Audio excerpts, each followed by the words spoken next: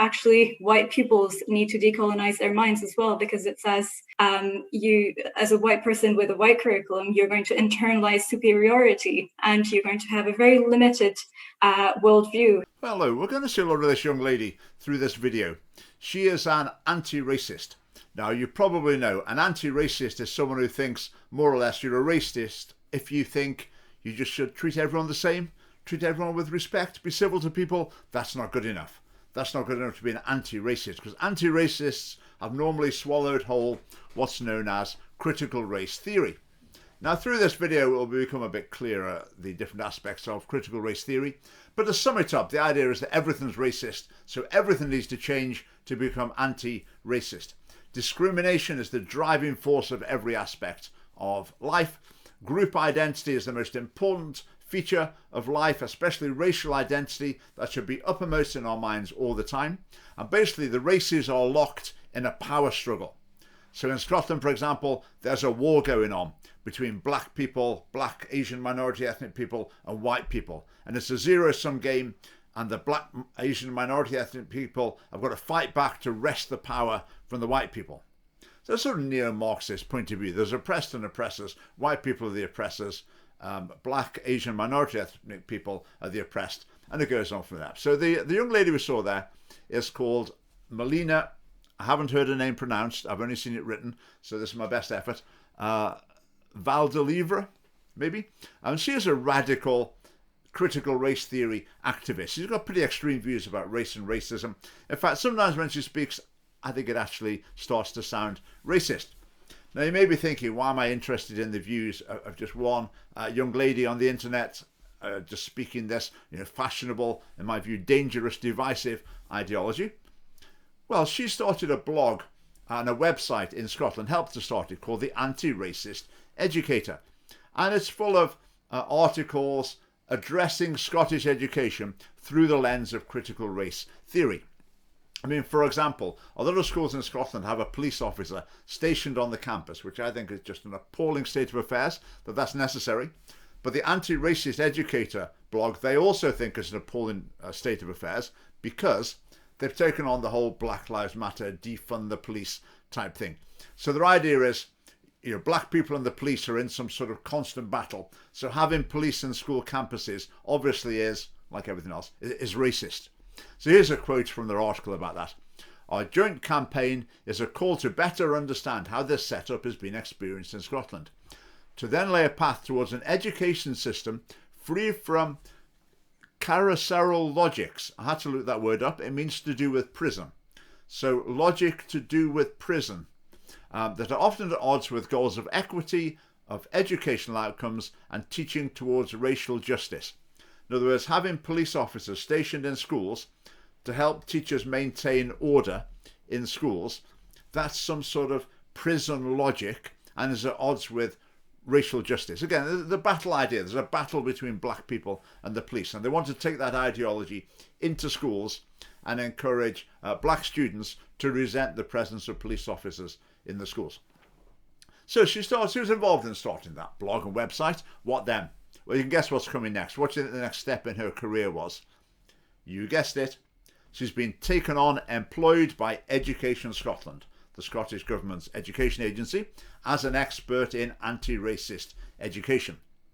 So she is involved in setting the policy and telling schools how to deal with race issues. So we're going to hear a lot more from Melina in this video, and you might be quite amazed at some of the things she's got to say.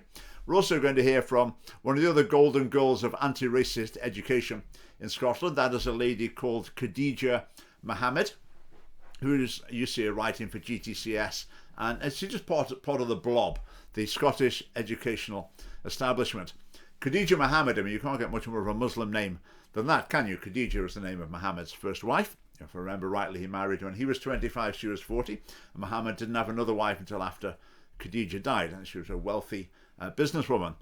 Now, Khadija's role in the Scottish educational establishment is not particularly as a Muslim. It's more to do with her ethnicity. That's what's brought her into this role. I just wish Education Scotland would be taking on Muslims because they wanted their values in terms of thinking about sex education. setting policy about sex education. Get a Muslim with traditional values in, please do. But of course, they would never do that. They just want Muslims who are going to go down this sort of group identity, critical race theory line. Now, this idea of critical race theory in schools has been a massive, massive controversy in America. Alongside the LGBT, the drag queens and all that sort of thing in schools, that's maybe been a bigger controversy, but the critical race theory teaching in schools has been a huge political issue there as well. But exactly the same thing is happening in Scotland, currently virtually unopposed. I mean, in the Scottish Parliament, all the parties are right behind it. When they debated this, the Conservatives just blend in with the rest. They just all go with the flow. But it should be a huge controversy here as well. I've spoken to 2 mums in Scotland that contacted their high schools and complained about this. And in both cases, the reply was basically the same. It's government policy, so tough. So let's see what these people have got to say.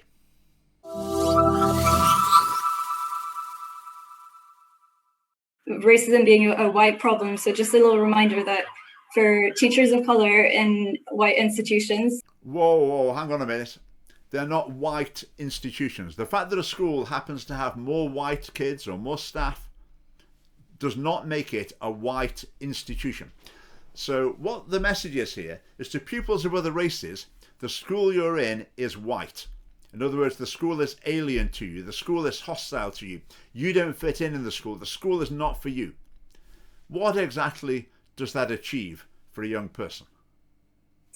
It's not our job to do all the anti-racist work. So it's really important, as you said, to also focus on our survival, because when you do anti-racist work as a person of color, Black person, BME, you are going to face a lot of resistance, a lot of white fragility, retaliation that can have an impact on your life, your job prospects. So now, talk of survival is melodramatic, to say the least.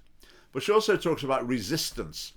In other words, people who disagree with this approach and say, well, actually, I don't see things that way. I've got a different philosophy of race relations, for example. Then that's classed as resistance, an example or a symptom of white fragility. White fragility is supposed to be a special psychological fault that's present in a lot of white people, and it makes them unable to accept this sort of extreme neo-Marxist ideology of critical race theory. So it's a psychological fault in white people. Now, does that sound a bit racist to you? I think it does. It's certainly extremely divisive and provocative and unhelpful. Now, Melina is saying here that in aligning herself with the government's official policy, she risks damaging her career. Really? So in other words, if as a teacher you state exactly the view of the Scottish government, exactly the view of Education Scotland, exactly what the inspectors want you to say, you're risking your job. You're being a hero. I really don't think so. How's that worked out for you, Melina? How did it damage your career? Oh, you've landed a plum job with Education Scotland, and you're now being paid to promote your extreme political ideology to the children of Scotland. What's the difference between not being racist, anti-racist? I think we need to start off again from that decolonial perspective, thinking about how coloniality is embedded in every aspect of our lives and our culture. Well, coloniality is not embedded in every aspect of life and culture. Okay, imagine the average class of kids sitting at school learning about who knows what aspect of the curriculum. Coloniality is not embedded in what's going on there. It does not need to be decolonialized. Now, in the United States, slavery is the big thing. They're constantly coming back to slavery. Okay, slavery is a very important part of America's history, but they sort of obsess over it as the thing that's like your foundation myth. Everything comes from slavery. But in the UK's record of slavery is very different. I mean, the most important thing in the UK's history with regard to slavery is that we abolished it and contributed to wiping out the slave trade around the world through the actions of the Royal Navy, etc. So slavery is not such a hot topic, not such a suitable topic for them in the UK. So instead they go to colonialism. Now, the British Empire, obviously a very significant aspect of British history. But you could say part of what it did in many parts of the world, it has actually stepped in and stopped racial conflicts. That's not to defend what did happen, but it did prevent a lot of racial conflicts as well. But the thing with colonialism, however bad it was, and there were certainly very negative aspects of it, the fact remains that huge numbers of imperial subjects have since wanted to come to Britain, which doesn't really fit with the idea that it's some sort of racist hellhole, because people from around the empire, the former empire, as I say, have been very keen to come and make their life here, and many of them are doing very well. So we have to start from that point by accepting that following the status quo, be it in education, following the status quo in the terms of the curriculum, is by default racist. So to leave education and the curriculum as they are is racist. In other words, all schools in Scotland forever have been racist. So the maths curriculum, it's racist. Maybe there's too many white mathematicians or whatever. I don't know. So Melina is saying, you accept my ideology or you're a racist. Now, within the school context, I would suggest that is bullying. That amounts to bullying of other staff. If you're there in the discussion in the school and the representative from Education Scotland, the expert, is there telling you, you think my way or you're a racist, who's likely to put their hand up and say, well, actually, I don't think your way? Not many. Black pupils are excluded more in schools, for instance. So she's complaining here that more black pupils proportionately are excluded from school, and she's complaining about that. It's not fair. On the equity philosophy that's at the heart of critical race theory, every difference in outcomes has to be because of racism. Now, of course, it might be that because some groups of pupils are actually worse behaved than others. I mean, for example, if fatherless is more common in certain sections of society, then it's likely that behaviour problems are going to be more prevalent in those sections of society. Might that explain it? Now, Melina would say she's just not interested in all of that. You just look at the headline figure, find a discrepancy, that's racism. What you need to do about it then, you need to rig the system. So you don't look at how to change people's behaviour so they don't get excluded. You look at how to change the system so that people don't get excluded. So you have different rules, different standards, different thresholds for different groups. That's Melina's idea of fairness. Internalized racism, so how young pupils of color internalize racism and start hating the color of their skin because of the curriculum that's so white. Now, some pupils come to hate their skin colour. That's very unfortunate. I would see that as a bit like transgenderism. It's an identity issue. It's a problem that people would need to be helped to overcome. But is that really caused by the curriculum being so white, allegedly? I mean, is it because they studied 3 books in a row in English literature by white authors that they became ashamed to be black and wanted to change their skin colour? I don't really think that's the heart of the issue. I'm not sure young people care that much about, for example, who wrote the books that they're reading in English literature.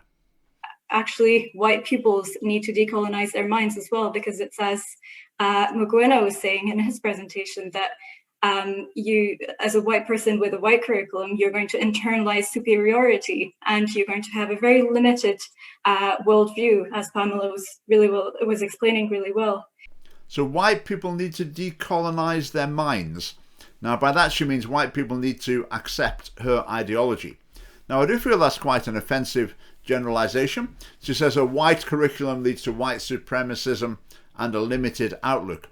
Now, let's remember, according to Melina, the curriculum has been white forever in Scotland.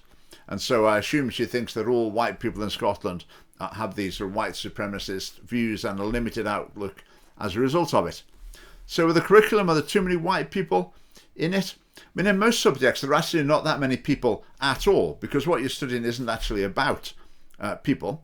But listen to this quote. This is from Alan Crosby, an English curriculum leader at the James Gillespie's High School in Edinburgh, shared that his department, in their efforts to decolonise the curriculum, would stop teaching To Kill a Mockingbird for its dated depiction of race and promotion of the white saviour narrative. Instead, the department would be teaching more contemporary fiction written by authors of colour. Now, when I was at school, we read To Kill a Mockingbird. Obviously, it had been chosen because of its message about racism. And the message is that the racist character is a very bad person, but other people stand up against him and right wins in the end. But as far as the critical race theorists are concerned, that's not good enough. I mean, that's racist. Even you've got to throw To Kill a Mockingbird in the bin, because you've got to have a story written by a black person, because identity is paramount.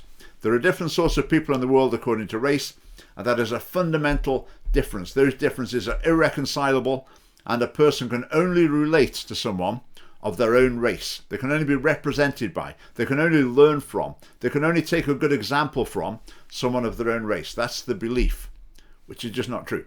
I mean, sadly, you see the same sort of beliefs about sex as well. I just think it's sad. And another feature of racism that is really important in your anti-racist practice would be systemic and institutional racism. So understanding how schools and education systems are collectively failing pupils of colour. So Melina's message to pupils of colour: you are being failed. What a destructive message. So that's to thousands and thousands of pupils in Scotland. Your school is failing you. That's really destructive. So the problems you're facing, the things that you haven't quite achieved, it's probably not your fault. It's the school's fault. It also could be taken as saying, well, you may as well give up because your school's failing you in any case. But it's a message that will breed resentment and bitterness. So you have pupils whose teachers might be superb, really trying hard with them as they are with every other pupil in the class. The school is doing everything they can to help them, and the pupils have been told your school's failing you. Now, of course, on the anti-racist Educator website, we've got some statistics here. This is to do with exam scores. I think it was National 5 maybe or higher, and it shows them broken down by race. So are the black, Asian and minority ethnic pupils being failed? Now, the purple bars are for the most deprived 20% in each race, and the pale blue bars are for the other 80%. So the highest performing students, Asian, Chinese. If we just look at the other 80%, then we've got Asian, Bangladeshi, pretty high up. Mixed race, Indian, doing pretty well. I mean, the one on the far left here is white UK. So you can see that's probably slightly above average, but several of the other racial groups are higher. When it comes to the most deprived 20%, the white UK are actually probably below average, if anything. Now, the one here, Black Caribbean, that tends to be the one that is quite depressed compared to the other performances. But then if you look at African other here, that's actually quite high. Now, Black African here as well, quite high. For the most deprived 20%, higher than the white UK pupils. Now, is Melina really suggesting that there's some sort of racism at work that's holding back Caribbean black pupils, but is not holding back African black pupils? But is it not obvious? The obvious conclusion from this graph is that racism is not the issue here.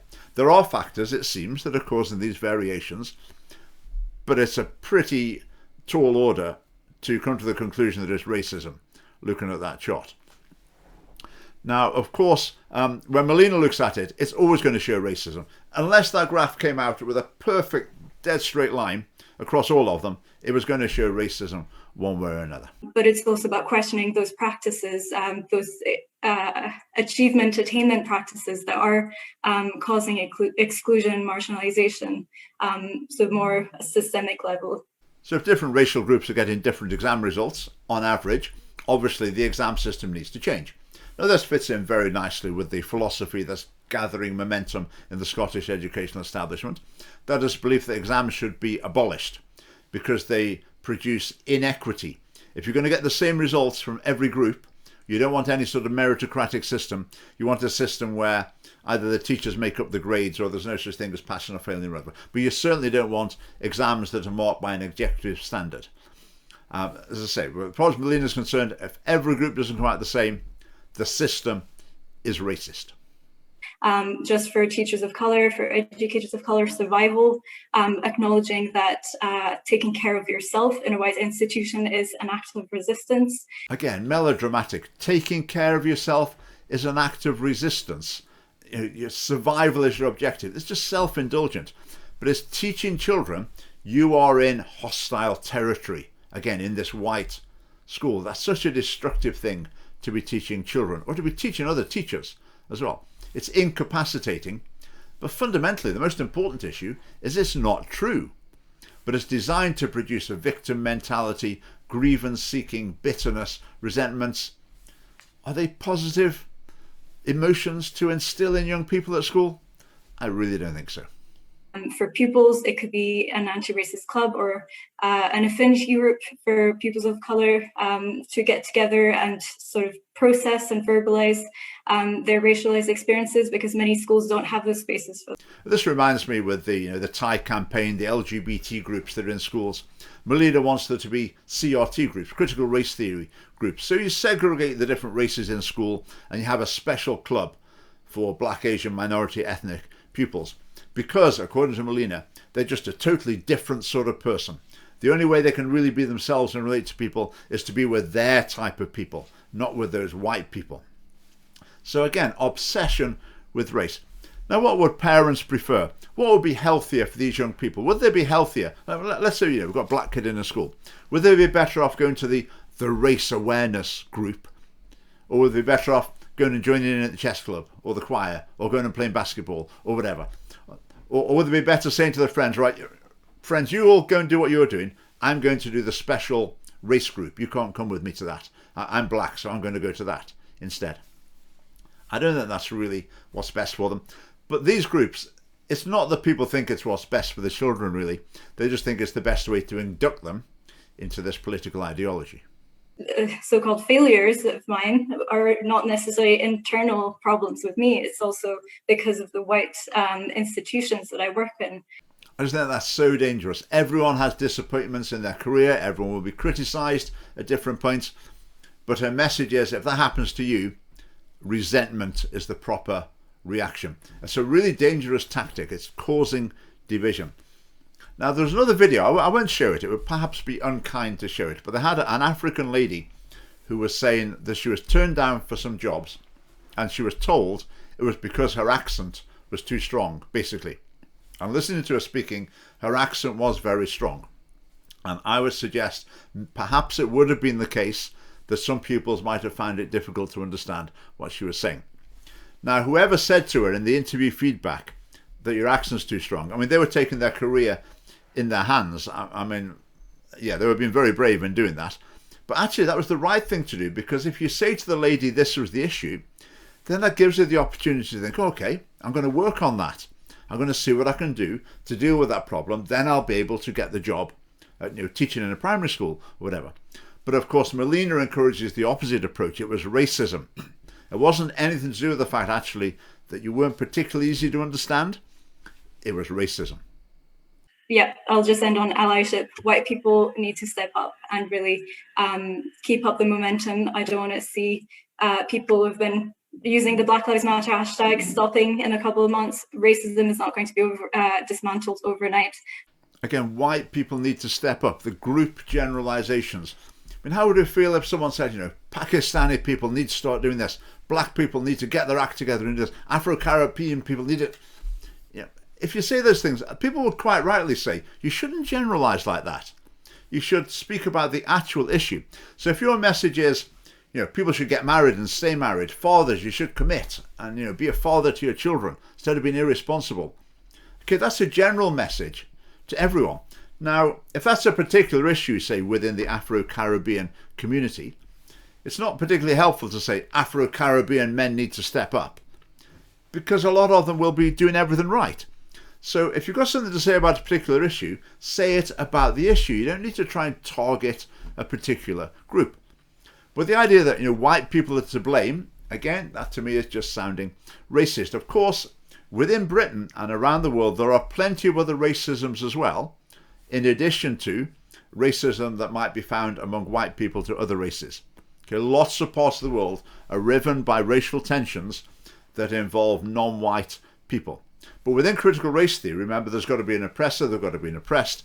So the white people are the oppressors, the Black, Asian, minority ethnic people are the oppressed, are the innocent victims. Now we're moving on now to Khadija Mohammed. Just listen to this. She's here talking about special career advantages that are offered to Black, Asian and minority ethnic teachers and how they respond to that. Because many of our BAME teachers who were quite positive about the roles, some were actually quite reluctant to put themselves forward. And they were reluctant because of the possible implications that they might face if they're talking to their fellow white colleagues, and some of them did, as in, that's interesting. Why isn't that post available to me to apply? So that lack of understanding around positive action, but also, so they were facing some of that pushback within the staff room, and they were trying to kind of distance themselves from it.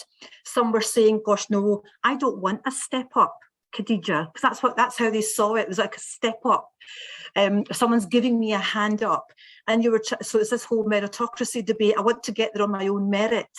And so when we talk about also just the whole racial literacy and understanding the issues around the challenges of being teachers, Kevin, it goes beyond just talking to our white teachers, and Melina has very skillfully included that within the Building Racial Literacy programme, because within that we need to also build the racial literacy of our BAME colleagues. So the government's behest, special opportunities are being presented to Black, Asian and minority ethnic teachers. And how do they respond to it? Well, one way they respond is the Black, Asian, minority ethnic teachers say we don't want it. They say we think it's unfair. We want to progress on our own merit. We don't want special treatment. And I think, brilliant, excellent, well done. And some white staff are saying, well, actually, this doesn't seem fair to me. How come they're getting an advantage and we're not? They're getting special treatment. We're being discriminated against. So two perfectly reasonable views there from white staff and Black, Asian, minority ethnic staff. But Khadija says, no, they're all wrong. The white and the minority ethnic staff, they all need to become racially literate because of those views who think it's not fair to give special treatment. That shows that they are racially illiterate.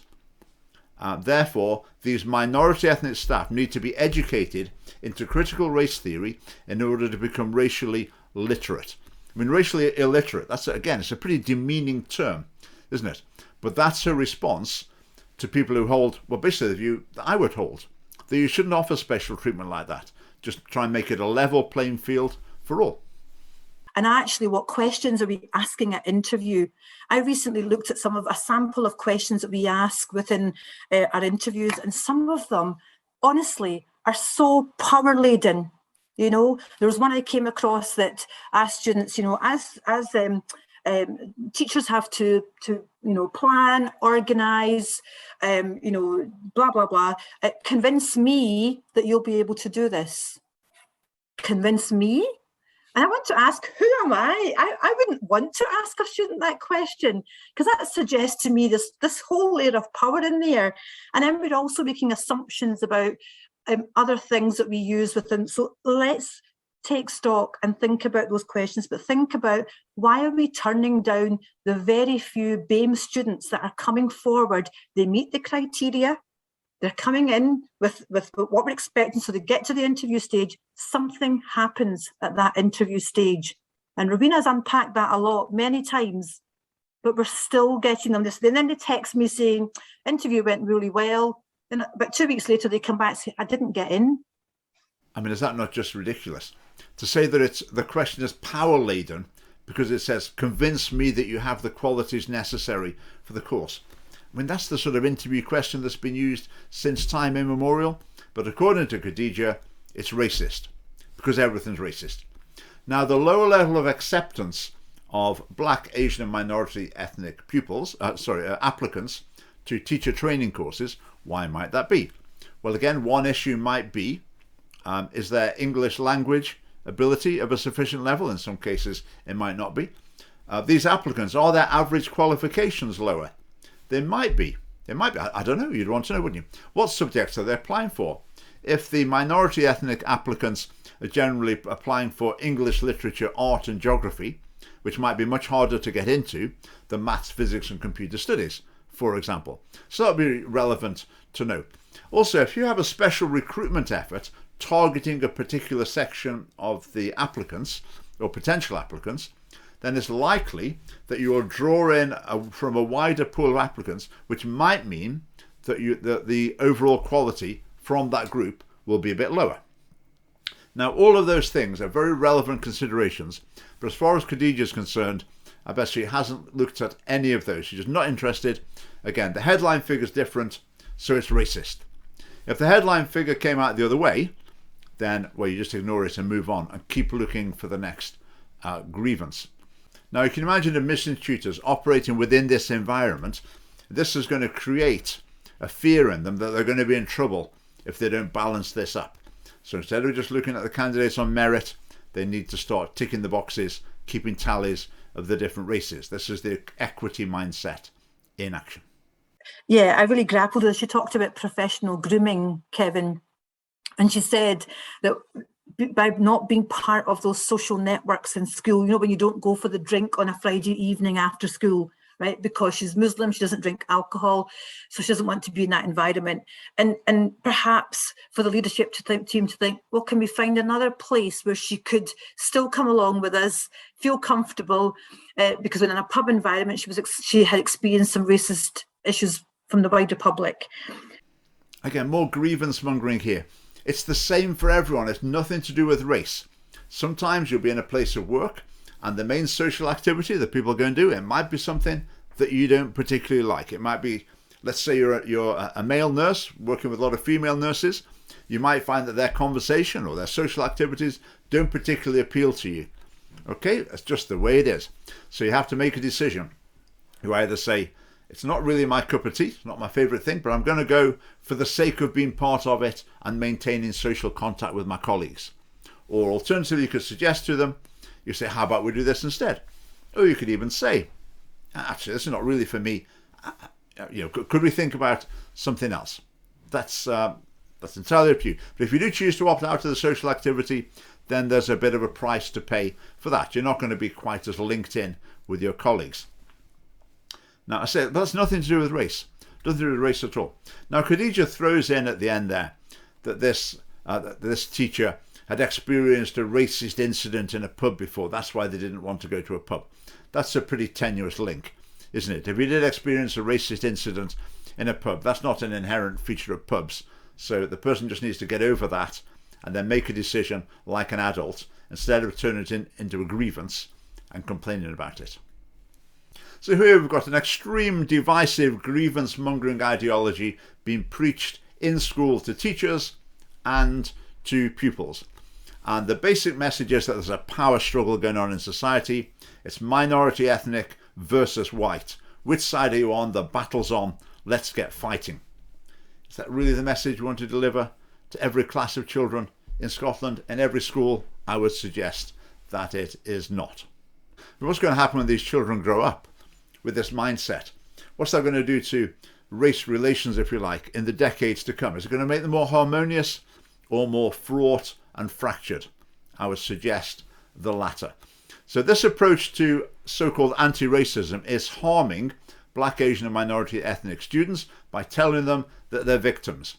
It's also doing damage by provoking, frustrating, irritating white students by criticising them constantly, saying things to them that are basically sounding a bit racist, as well criticising them as a group, which is going to tend to turn the white students against the minority ethnic students as well, if they see them constantly getting special treatment. So this is laying the foundations for fractious race relations for decades to come.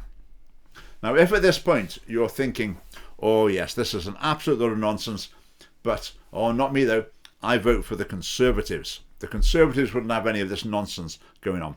The Scottish Conservative Party are right behind this. If you watch debates in the Parliament, when critical race theory type topics have been discussed, the Conservatives just stand up and their mission is to blend in entirely with the conversation that's going on. No attempt to challenge it at all. Now, I'm going to make another video or two on this topic, but here are a few more on the topic of race in Scotland that you might find interesting. Do join the Scottish Family Party if you're not already a member. There's a link below. And thanks for watching.